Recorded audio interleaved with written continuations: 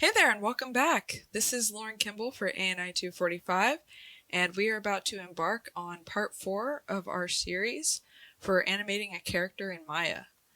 Now last we left off we got our character's full body now in action. We've got the torso, the hips, the legs, the arms. Yes, I am going to want to go in and maybe refine some of the subtle knee popping, but that's not a requirement for this assignment. It's more of a bonus. So we're going to move forward on how to compile our walks into like one composite video.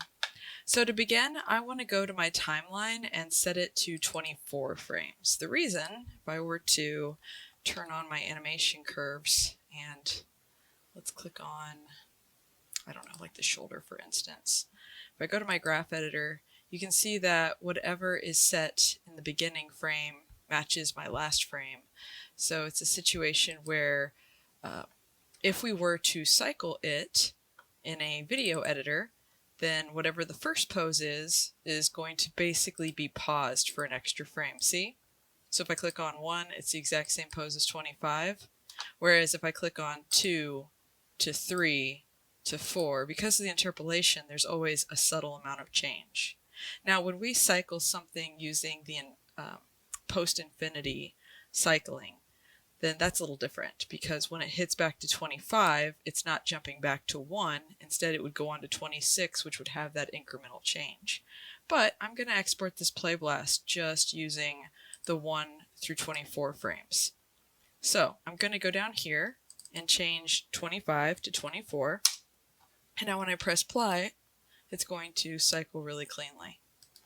All right. Next thing I want to do is set my aspect ratio. So I'm going to go over here to the top of my screen. See all these little clapboards? The one clapboard that has the blue sphere on it, so right next to this one, this represents the hypershade. So the clapboard with kind of a, I guess that's actually a gear, come to look at it closer. But yeah, it's right next to the hypershade. It's got this clapboard with a gear. Click on it, and this window should pop up. Now I'm not really worried about file, output, metadata, all that jazz. I want to scroll down to image size. By default, it wants to be in the preset of HD 540. I want you to change that to an HD 720, so a 16:9 aspect ratio. And then you can click on close. All right, now that we've done that, I want to create a brand new camera for my playblasts. So I'm going to go to the upper left-hand corner of my screen under Create, scroll down to Cameras, and I'm looking for Camera and Aim. I'm going to click on that. Now, when I click on it, it creates a camera and it creates a little aim constraint asset so that wherever I point this, the camera points to. And if I look at my outliner, I see that there's an entire group that has the camera and the aim constraint inside it. Now, cameras aren't really affected by scale, so I'm just going to scale it up for my own sake, and I'm going to move it backward a little bit. Then I'm going to go into my split screen. So over here I've got perspective view and I have my quad view, so when I tap spacebar it usually shows me 4 views. Well, underneath that is a split view. So now I can spacebar between 2 instead of 4. I'm going to go to what's currently listed as my front view by default, and I'm going to go up to Panels, Perspective, and change it to Camera. So now I'm looking out from this camera. Alright, I want to move this camera up, but instead of moving it up this way, because obviously it's going to still be aimed, I want to grab the camera's group in the outliner and move that upward. And then I'm going to take my camera and continue moving it back. Next I want to see, well, first let's go ahead and just go Show, None, and then hold down Alt-2 so that I can see the front view of my character. Maybe tap 6 so I can see the textures. Alright, so next thing I want to do is I want to be able to see that aspect ratio. So I'm going to go over to View, and I'm going to go to my camera settings. And I can rip this shelf off if I feel so inclined. I want to change it so that it's set to overscan.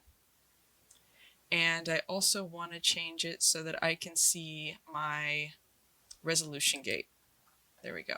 So this gives me a clear view of what the final export is going to look like. I'm going to grab this camera and I'm just going to bring it in kind of close. maybe press play. Oops, helps if I have the right window selected. Just make sure nothing's being cropped off. Great. Next thing I want to do, I want to create a ground plane. So I'm going to go over here to Polygon Modeling, and I'm going to create a flat square plane, and I'm going to scale it upward. And then I'm going to scale it this way, so it's kind of stretched. And I can kind of decide how much of it I want to take the background. So maybe something like this. That looks pretty good. Alright, so now that I've got this ground plane, I'm going to drag it into my camera group. So just click it, middle mouse drag into the camera group. So essentially when I grab my camera group, anywhere I rotate this, the ground goes with it. So you're not worried about accidentally seeing the corner edges of this polygon plane when I inevitably move the camera. So this looks like a pretty good start for a front view. I'm going to right click on my timeline and go to my PlayBlast settings. In my PlayBlast settings, I'm going to go ahead and turn off my show ornaments so I don't see like the XYZ compass in the corner. I'm going to change my format. By default it's set to AVI. If you're on a Mac it might say MOV. I'm going to change it to image. I could export in AVI, but if I do, then I'm limited on certain aspects. Like for instance, if I use an image sequence, I'm able to superimpose certain aspects that specific image codec can supply me. So in this instance, it's set by default to GIF, but I could encode it as a JPEG, or in this instance, I want to encode it as a PNG. As you well know, PNGs have transparency information, and that's going to be very helpful for this. Frame padding can stay 4. Display size, we want to change it from window to render settings, and we want to bump the scale all the way up. Next, I want to go to Save to File, and I want to click on the Browse. Now, because I'm saving an image sequence, it's going to want to save to the Images folder instead of the Video folder like it typically does when you export a PlayBlast. I'm going to right-click and create a new folder, and I'm going to call it My Front. And then I'm going to double-click it so that I'm inside of a folder, like a subcategory of my Images folder. And file type, make sure that's set to PNG, and I'm going to name it walk_front and click Save. And then I'm going to click on PlayBlast. Now I made a little mistake. The mistake that I made is that I left the camera gate on. But what opens up so typically when you do a PlayBlast, it may automatically open up using Windows Media Video File or VCL player, whatever. Whatever your default player is, that's usually what's going to open up. In the case of an image sequence, it opens up something called fcheck, which is a software that comes with Maya that plays image sequences so that you can see them. I'm going to stop this, and I'm going to go over here to my camera view, and I'm going to turn off, nope, not the mask, the resolution gate. I'm going to right click and PlayBlast again.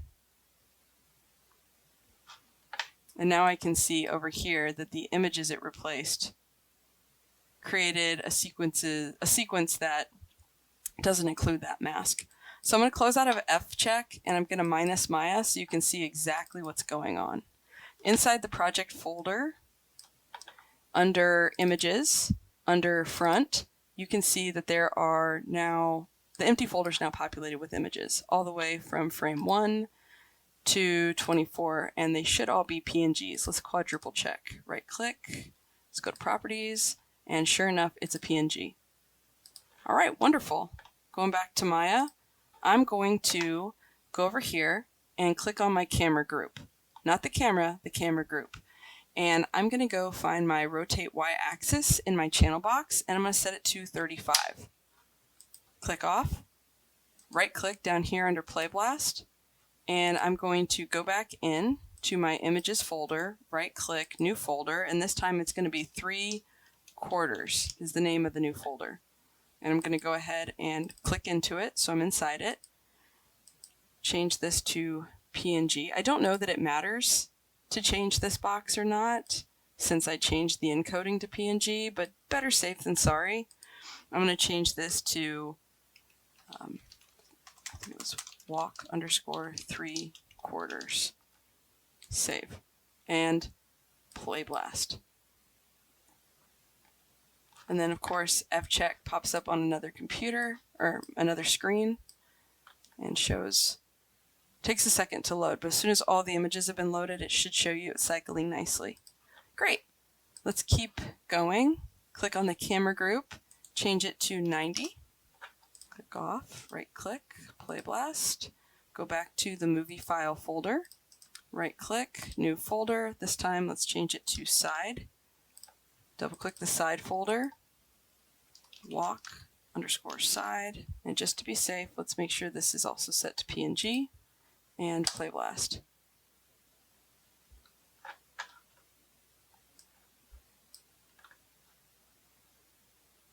All right, excellent. One more for the road. Let's go click on our camera group and set this to 180. And right click, folder, new, back.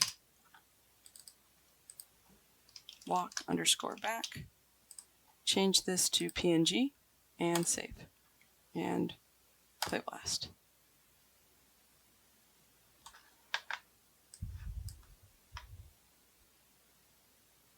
Great.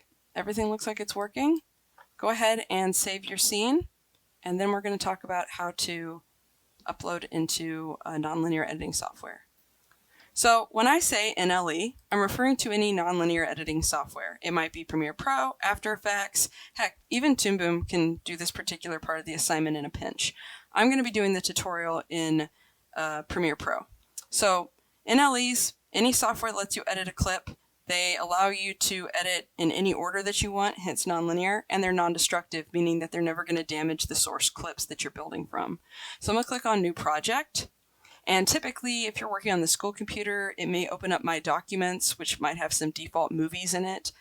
I'm going to just go and set this to my desktop, which is where I want to build my project from. I like working from my desktop and then organizing later. That's just me.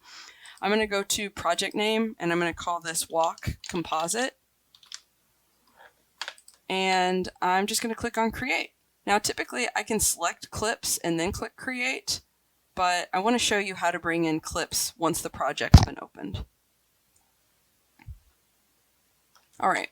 So I'm going to go over here, go to Workspaces, and change it to Learning, because this is exactly where you are. When you open up Premiere Pro on campus, it by default wants to show you the Learning mode. It really is just basically the essential layout with a few tutorials on the left. Me personally, I like to go into Workspaces and go into Editing.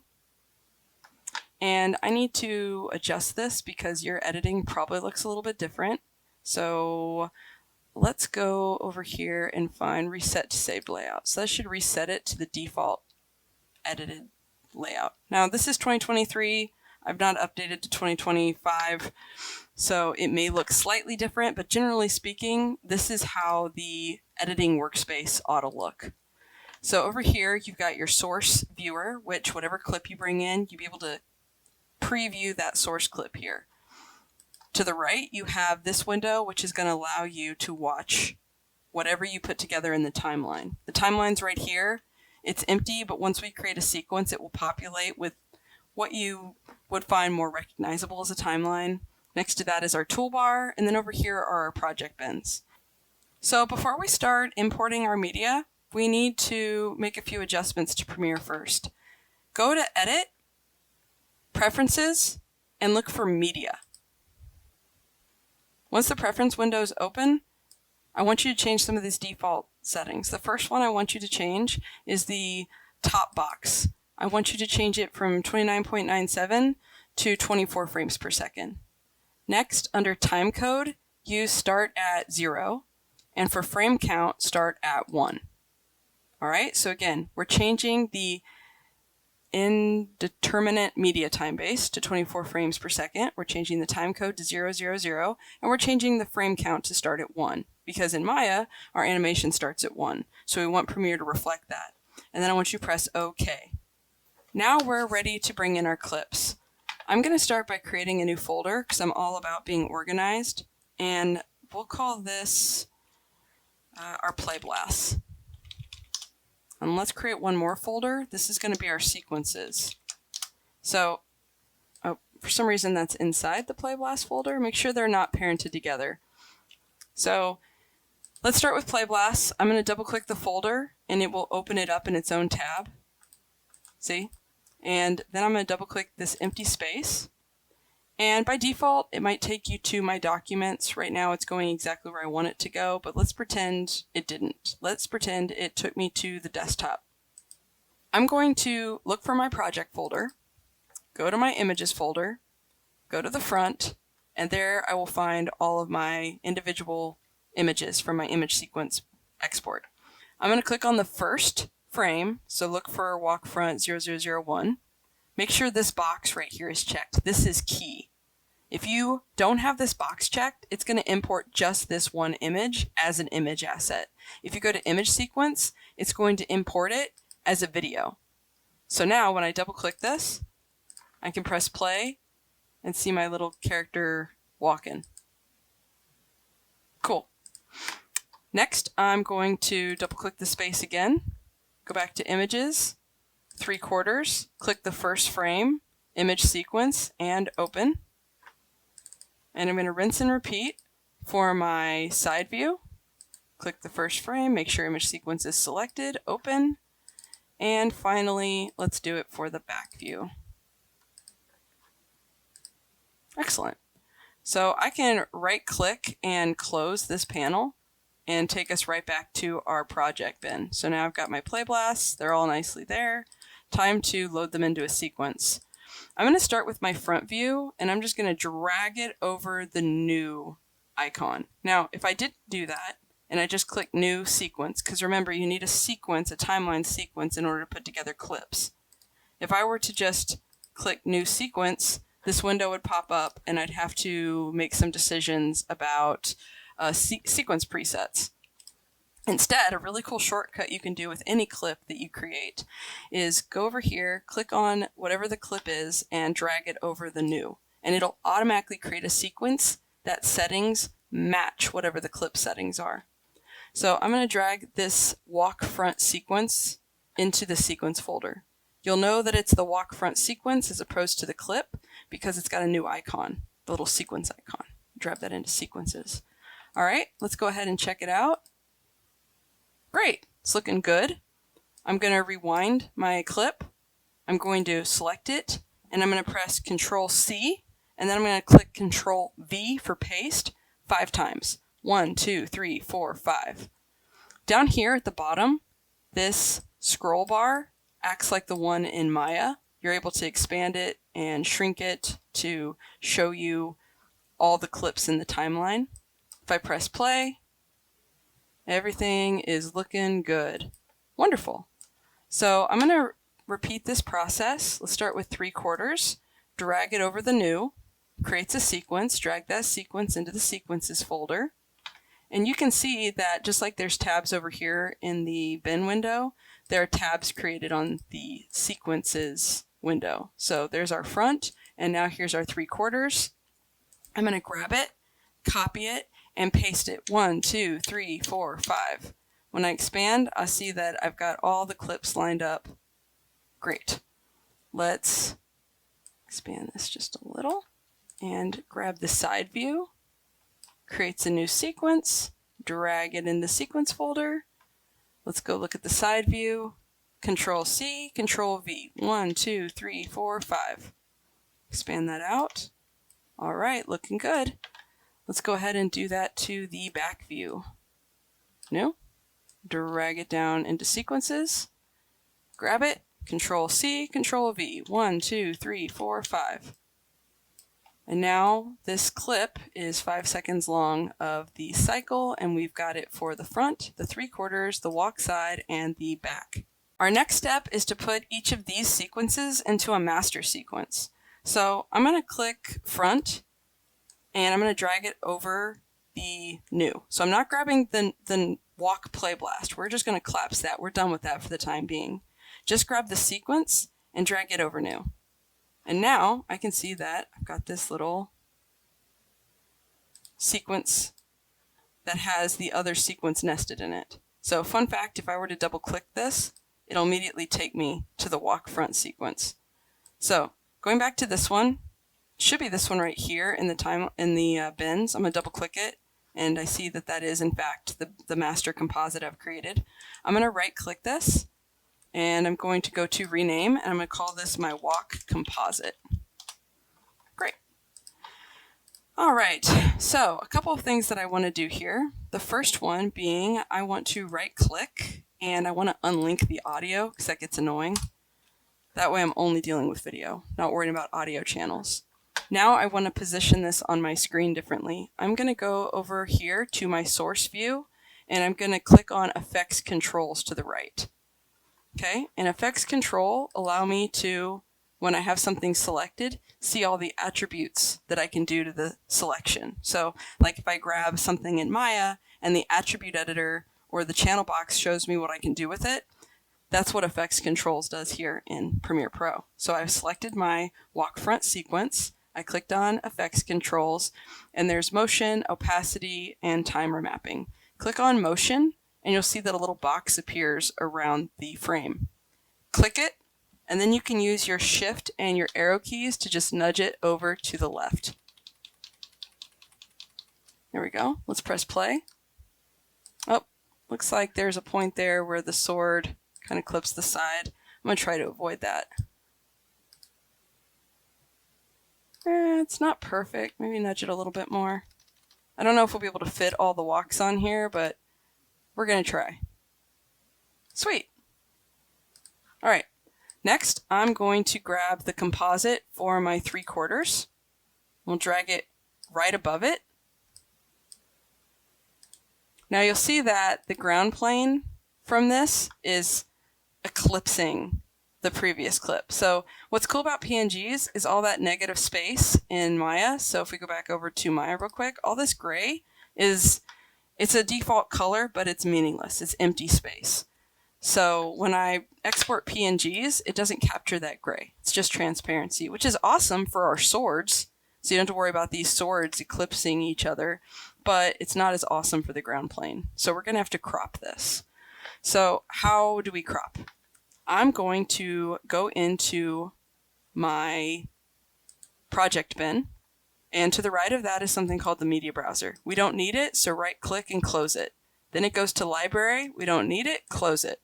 Info, that's kind of nice to have, but what we're trying to get to is the effects window. These are additional properties that you can add to any clip. And I'm going to use the search bar instead of like going through and hunting. I'm just going to use the search bar and I'm looking for crop. I'm going to grab the crop and drag it over the walk 3/4. And when I click on the walk 3/4, I now have a new option here. I'm going to collapse it and just click the word crop, and a blue border appears. I can now grab this and make it so that this bottom border, this bottom ground, isn't eclipsing these feet anymore. And then click off of it. That's all I need. So now when I press play, everything looks like it's working hunky-dory. I could probably bring that 3/4 a little closer. I'm going to go to motion and adjust it a little further. Click on her and maybe bring her a little closer in. Cool. And it looks like if I click on crop, yeah, the ground isn't bothering her feet. So lovely. Let's go ahead and go back to our walk composite, and let's go with the side view and drag it over. All right. With the side view selected and we click motion, we're going to click, oops, careful not to move her.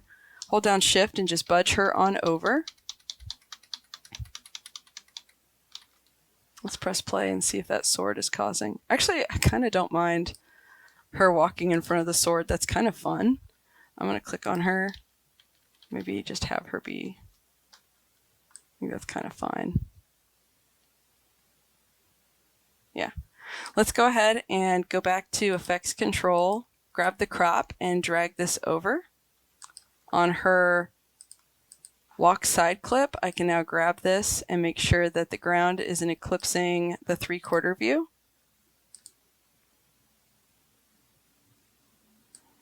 I don't know, maybe I want to budge her over just a little bit more. She's a little close to our friend. grab motion, click on her, and budge her over using the arrow keys.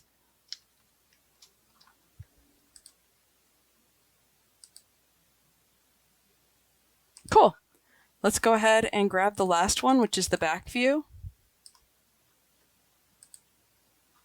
And we're going to grab her motion, click the screen, and shift her on over, budge her on over to the right. And I think I want to probably adjust these some. There's a couple of options. How do I want to go about this? I could choose to allow some of this to clip if I wanted to. I could adjust the play blast so that she's a little bit smaller in the frame. That's another option. I don't think I want to necessarily go through that much work, but if you do want to go through that much work, it's very easy. You would just go in and, you know what, let's go through it. Let's just do a little chapter dedicated to if you wanted to re-batch render everything, because what's really cool about Premiere is if you change the source clip, it automatically updates. So all the work we put in was not for naught. So check this out. I'm going to go to my camera and I'm going to reset this to 0. And let's say, reactivating my resolution gate, let's just grab this camera and move it back a little bit. Let's move it back to, like, say 275. Oh no, that's forward. Let's go backward. Let's go 300. Yeah, I mean, it still takes up a good chunk of the screen. Maybe 290. Yeah, she's still pretty well framed. All right, let's turn off her resolution gate. Let's right click, go to Play Blast, go over here, make sure we are in the front view, change this to PNG. Nope, not PSD. I want PNG. We're just going to call this one walk front, and save, and Play Blast. And that should replace all of the frames. And just to be safe, we'll take a look at it in FCheck. Awesome. Great. Let's right click. Let's grab that camera group. Change that rotate Y to 35. Right click, Play Blast. This time we want to make sure we're in the 3/4 view. We will make sure this is set to PNG. And we don't want all of this extra stuff. We just want it to say 3/4. Save and Play Blast. And of course, by default, FCheck is going to open up. I'm not going to drag it over to the screen though. Let's go over here and set this to 90. Excellent. Right click, go to Play Blast settings, and we're going to change our side view.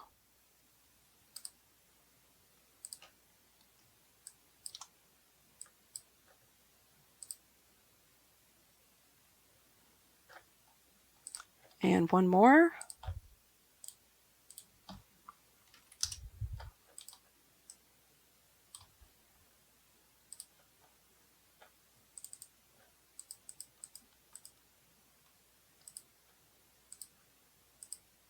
Make sure we don't have any of those numbers on there. Play Blast. All right, great. So I'm going to reopen Premiere Pro. And did you see that? All of them changed immediately. So it automatically updated everything. I don't have to go through a bunch of hoops to make it change again. So let's start with walk front. I'm going to grab her clip and just force her a little bit more over to the left. Play through, make sure that sword, up, right there, still clipping a little. There we go.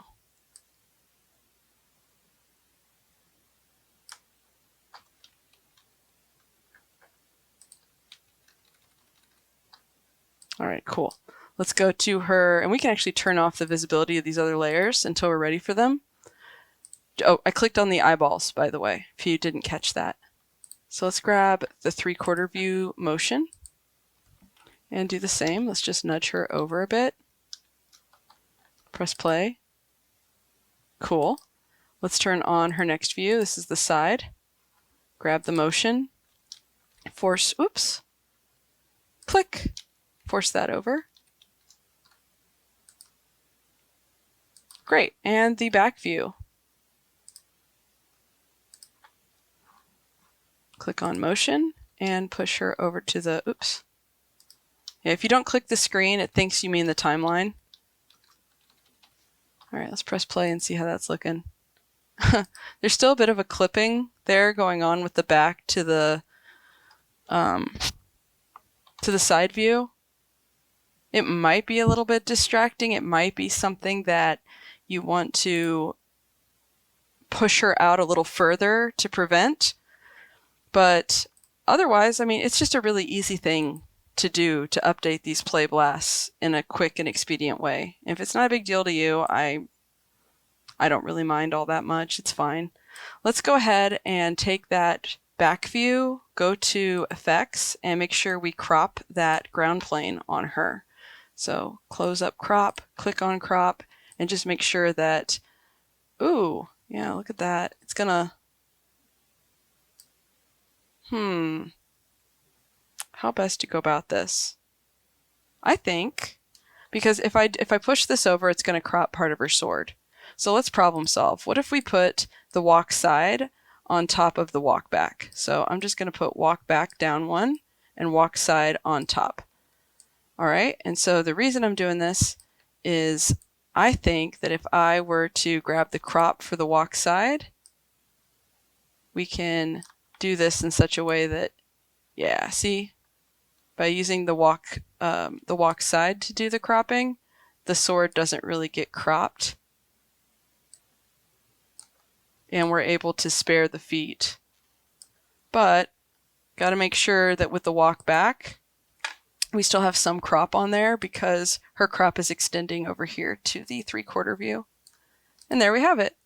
Now we have all 4 of our viewports, our character views over here. Next, let's deal with this black, because the black is really jarring, and she's such a dark character, but again, to begin with, that she kind of melds into the darkness. So what we're going to do is we're going to go over here to the Walk Composite menu, and we're going to click on New, and we're going to click on a color matte and say OK. And we can choose whatever color we want. So she's kind of I could just go with the gray that's in Maya. So let's just pick something. And then what you'll do is you'll drag this over. Actually, you'll drag it on top. I'm just going to, nope, don't want to do that. I'm going to delete it. And I'm going to move all 4 of these up one and move this color matte underneath. And there we go. Hooray! So obviously, you don't have to choose gray. You can choose whatever color you want. All you have to do is double click the color matte, and she's kind of a blue color. So if we went complementary to more of an orange,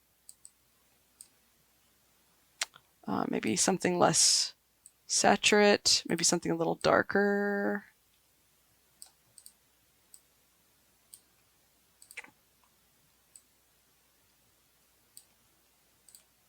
Yeah, so I could do something like an orange if I wanted to.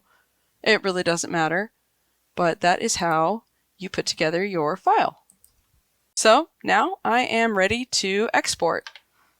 Just go File, Export, Media. There's also the hotkey, of course. You just tap Control M and, oh, there it goes. The export media file pops up.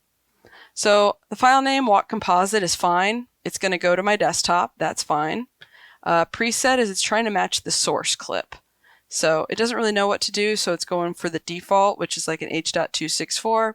That's fine. It's going to be an MP4. That's one of the files that I accept. Down here I can see that it's going to be 4 megabytes. I can click off audio because there is no audio, so save a little grief there. I can preview. This is a preview of what the export is going to look like. Cool. So if you wanted to play with any of these other custom presets, like if you wanted to do high quality 720, so that's going to make it slightly bigger, 6 megabytes, not a big deal. I'd still turn off audio because it's pointless to have. And yeah, let's just do that. Let's go with that and press export. When it's done, it should show up on my desktop. And there it is on my other screen. And I can double click it, and there is my final export of my character walking. Now, when you turn this in, you can go ahead and submit your image sequence images into a compressed folder. Just compress your images folder, and then you can have a video file, a video folder with her in it. You don't have to go in and rename any of the image sequences. Just having them be front, side, 3/4 is enough. And yeah, don't forget to rename this file. And in our next tutorial, I'll walk through some strategies as far as knee popping. It's not something that I'm super worried about in an entry-level 3D class, but several of you had made mention that you'd like to know what's up with that. So I'm going to show you how I approach adjusting those snappy knees. Again, it's a subtle issue, but it's one that I can see. And if it's something that's bothering you, then I'm more than happy to record a tutorial that addresses it.